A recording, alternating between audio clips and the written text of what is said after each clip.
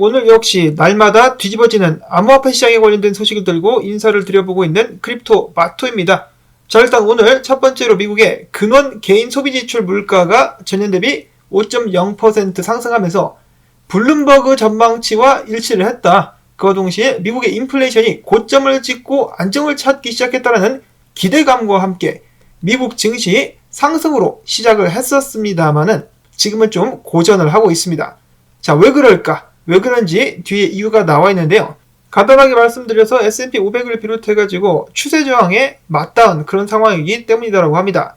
자세한 사항 뒤에서 알아보도록 하겠는데요. 일단 달러 큰 폭으로 오늘 하락하고 있는 모습 보여주고 있는 가운데 비트코인 같은 경우는 16,952달러에서 거래가 되고 있습니다. 17,000달러 선을 내줬는데요. 바로 코앞에 있기 때문에 다시 한번 언제라도 17,000달러를 회복할 수 있을 것 같기도 한데 이더리움 같은 경우는 1274달러. 전체적으로 알트코인 같은 경우는 분위기가 나쁘지 않은 상황. 미국 증시와 함께 버텨준다라면 정을 뚫고 올라갈 수 있을 것인지 지켜보도록 하겠습니다. 오늘 첫 번째 소식은 여느 때와 마찬가지로 FTX에 관련된 소식으로 시작해 보도록 하겠습니다. 공식 석상에 나타난 FTX 창업자 샘 뱅크만.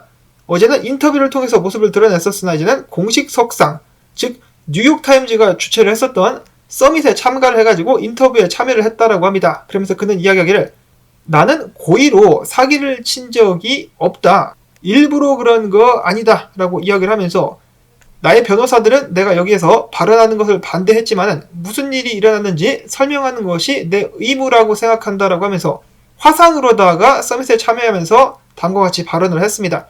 직접 미국에 가지는 않았다라는 것이죠. 온라인으로다가 참여를 하면서 이야기하기를 지난 2일 11월 2일이죠. 계열사인 거래업체 알라메다 리서치의 대차 대조표가 대부분 FTX 자체 토큰 FTT로 구성되어 있다는 사실이 드러났고 바이낸스가 이를 공개하면서 전부 다 던지겠다라고 발언을 하자 FTT 가격 폭락과 함께 FTX 대규모 인출을 초래하게 되었다. 현재 수십억 달러 상당의 이용자 자산이 접근할 수 없는 상태가 됐으며 거래소는 여러 규제당국의 수사를 받고 있다. 그러면서 나는 내가 거짓말을 했지만은 내가 거짓말을 했는지 인지하지 못했다. 똥을 쌌지만은 설사인 줄은 몰랐다라고 이야기를 하면서 그래도 나는 양심껏 했다라고 강조를 했습니다. 그러면서 알라메다 리서치가 고객 자금을 횡령한 데에 대해서는 고의로 자금을 섞은 것이 아니다. 몰랐다라면서 모르쇠로 일관을 했었습니다. 구체적인 방안을 설명하진 않았지만은 가장 중요한 부분이라고 볼 수 있는 고객 자금을 완전히 보상할 수도 있다라고 생각한다라고 이야기를 했네요. 자신은 어떤 자금도 숨기지 않은 상황이라고 합니다. 한 가지 흥미로운 것은 FTX 창업자가 해당 인터뷰에서 법정에서 불리하게 될 수 있는 발언들을 계속해서 했다라는 것입니다. 그래서 변호사들이 하지 말라고 했는데 그냥 나가서 이빨을 털어버렸다는 것인데요. 암호화폐 관련된 변호사 같은 경우도 해당 인터뷰를 통해서 샘 뱅크만이 같은 경우는 이미 유죄를 인정하는 듯한 발언만 3번을 했다라고 합니다. 쥐지를 친 것인가 아니면 백이 그만큼 강하다라는 것인가 자신 있다라는 것인지 모르겠지만은 만약에 샘 뱅크만이가 정말 처벌을 받게 된다라면은 징역이나 종신형까지 처해질 수 있다라고 합니다. 그러면서 실제로 정말로 진심으로 이야기를 했는지 모르겠지만은 본인은 거래소 리스크 관리를 하지 않았다라고 하면서 미안하다라고 말만 12차례나 했다라고 합니다. 여러분은 어떻게 생각하십니까? 그의 사과에서 진심이 느껴지십니까? 미안한데 잠은 잘 자면서 비디오 게임을 그렇게 또 열심히 했다라고 하죠. 그러면서 고의로 회사를 망가뜨린 것이 아니라면서 과거 전 연인이었었던 캐롤라인 앨리슨을 알라메다 리서치의 CEO로 떡하니 앉혀놓고 회사를 말아 먹어버렸죠. 이 바이낸스의 CG가 FTT를 던진다라고 했을 때 이 여자가 또 도발하지 않았습니까? 그래서 제가 싸움 났다 라는 제목으로 영상을 만들기도 했었는데 CG가 빡친 게 보이면은 어떻게든 연락을 해가지고 상황을 무마시켜야 되는데 도발을 해버렸습니다. 그러자 CG가 열받아가지고 FTT 다 던지면서 상황이 더욱더 악화가 된 것이죠. 자, 아무튼 샘 뱅크만이의 사과 진심이 느껴지십니까? 저는 아닌 것 같은데요. 그의 발언에 너무 허점이 많고 고의성이 다분하기 때문에 진심이 아닌 것 같습니다. 그리고 노브그라츠 역시 동의를 한다라고 하는데요. 샘 뱅크만 프리드의 사과는 거짓말이다. 그는 자신의 잘못에 대해서 망상에 빠져 있으며 감옥에 가게 될 것이다 라고 이야기를 했습니다. 그러면서 한 가지 덧붙였는데 그가 혼자서 이 일을 했다고 생각하지 않는다. 공범이 있을 것이다 라고 예측을 하고 있다라는 것이죠. 샘 뱅크만 뒤에 배우가 있다면 누가 있을까? 그리고 그는 결국 감옥에 가게 될까? 결과가 궁금해지는데요. 일단 가장 중요한 부분 같은 경우는 피해자들이 어느 정도라도 본인들의 자금을 되찾는 것이다 라고 저는 바라보고 있습니다. 한편 암호화폐 시장이 혼란해진 틈을 타가지고 미국 상원 엘리자베스 워렌이죠. 암호화폐를 정말 싫어하는 이 아주머니께서 다시 한번 암호화폐를 비난하고 나섰습니다. 암호화폐는 독성이 있다. 전통 금융 통합을 불허해야 된다라고 하면서 계속해서 암호화폐를 비꼬 왔는데요. 그러면서도 민주당 의원들이 FTX로부터 거액의 이 자금, 후원금이라든지 바이든이 선거 당시 때 샘 뱅크만으로부터 엄청나게 돈을 받은 것에 대해서는 한마디도 하지 않았습니다. 정말 치사한 마귀 할멈이 아닌가라는 생각이 드는데, 한편 CFTC 위원장 같은 경우는 게리 겐슬러와 비슷한 발언을 했습니다. 비트코인이야말로 유일하게 상품으로 볼 수 있는 암호화폐다. 그전에는 이더리움도 포함을 시켜줬었는데요. 이번에는 이더리움을 빼고 비트코인만 상품이다라고 공개적으로 발언을 했습니다. 한편 영국 재무장관 같은 경우는 FTX가 파산하게 되면서 암호화폐 시장에 큰 악영향을 끼치긴 했지만 그럼에도 불구하고 영국은 암호화폐 허브로서 구축을 지속적으로 추진하게 될 것이다 라고 밝혔습니다. 유로피언 중앙은행 같은 경우는 암호화폐를 극도로 싫어하는데 이제 유럽연합에서 빠져나온 영국 같은 경우는 좀 다른 길을 가게 될 것인가. 근데 또 영국의 중앙은행 같은 경우는 비트코인을 엄청나게 비난하기도 했었는데요. 정말로 여러가지로 어지러운 상황이 아닐 수가 없겠습니다. 이런 상황 속에서 가장 고통을 받고 있는 것은 다름 아닌 채굴자들이라고 하는데요. 삼중고를 겪고 있다라고 합니다. 비트코인 가격 하락, 치솟은 전기값, 경쟁사 증가 등 여러가지로 골치와 괴로움을 겪고 있는 채굴자들, 오죽했으면은 더 이상 사업을 지속할 수 없다라고 판단을 해가지고 대출기관에 담보로 잡았었던 채굴기들을 반환하고 있다라고 합니다.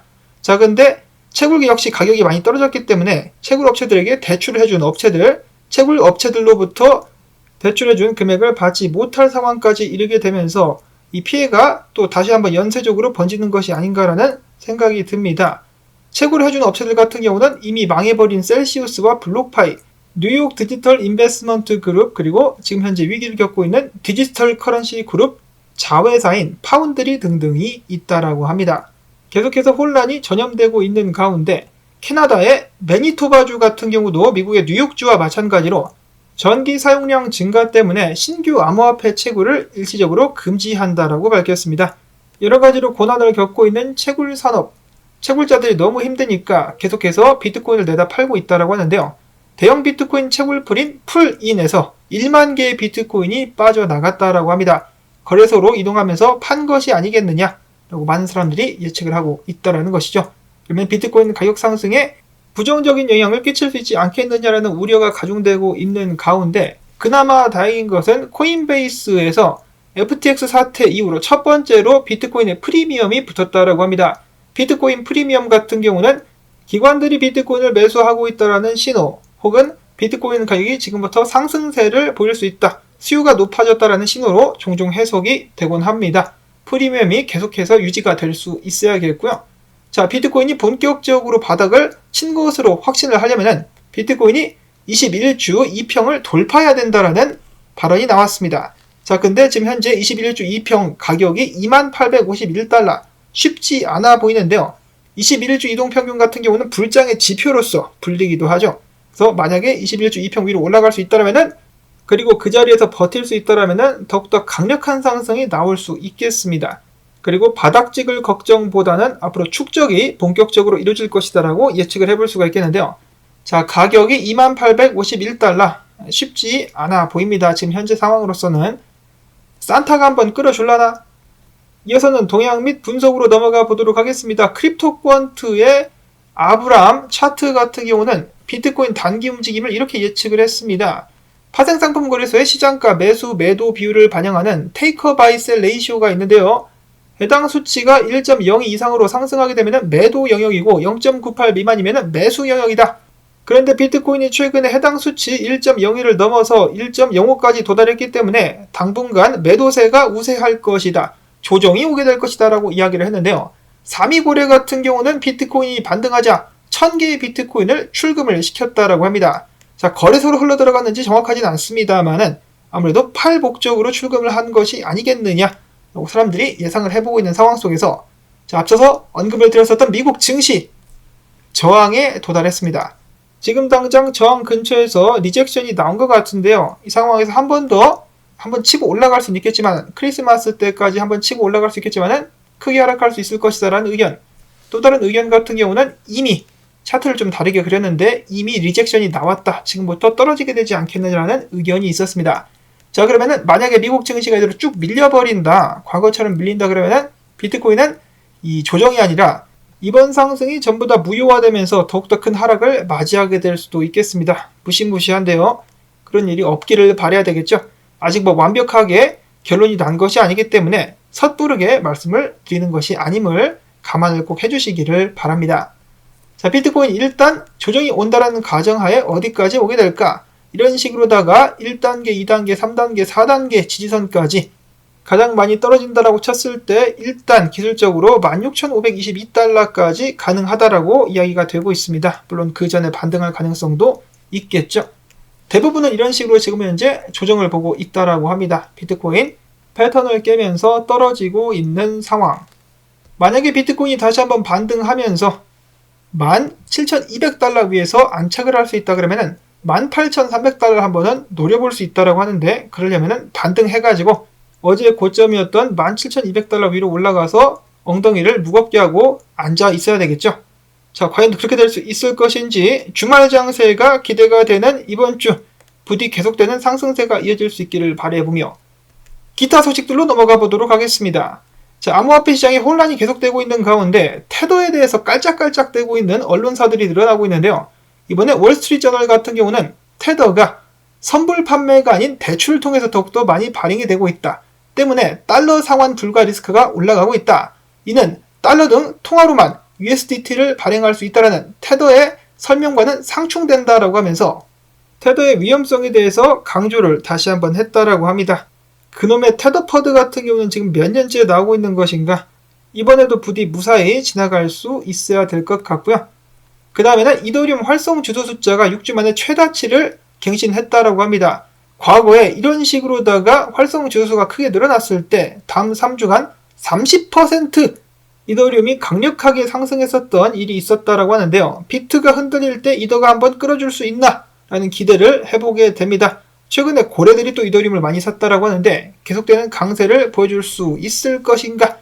자, 그 다음으로 니어재단 같은 경우는 남미의 대형 가공 식품 업체인 그루포 뉴트레사와 파트너십을 맺고 그들의 로열티 포인트 프로그램을 지원하게 될 것이다 라고 밝혔습니다. 해당 프로그램 같은 경우는 콜롬비아 및 라틴 아메리카 전역에서 100만 명의 사용자들에게 서비스 되게 될 것이라고 합니다. 다음으로는 국내 소식들 보도록 하겠습니다. 아무도 못 건든다라고 여겼었던 신현성 대표에게 구속영장이 청구가 됐죠. 근데 테라 관계자 8명 및 신현성 같은 경우는 루나를 개당 0.1원에서 200원 사이에 사가지고 자전거를 통해서 가격을 펌핑시킨 다음에 수익을 엄청나게 거뒀다라고 합니다. 평균 수익만 해도 무려 400억 원. 이거 다 쓰지도 못하겠다. 욕심도 엄청나게 많아요. 그러면서 신현성 씨 같은 경우는 루나와 테라가 동시에 폭락할 수 있다는 위험성을 알면서도 발행을 감행했다라고 합니다. 나만 먼저 돈 벌고 튀면 되지 라고 생각을 한 것이겠죠. 자, 과연 이들에게 과연 법의 심판이 내려질 수 있을 것인가? 도건 대표는 신현성 대표에게 영장이 청구된 것을 보고 어떤 생각을 하고 있을까? 그 때문인지 모르겠지만 최근에 굉장히 조용합니다.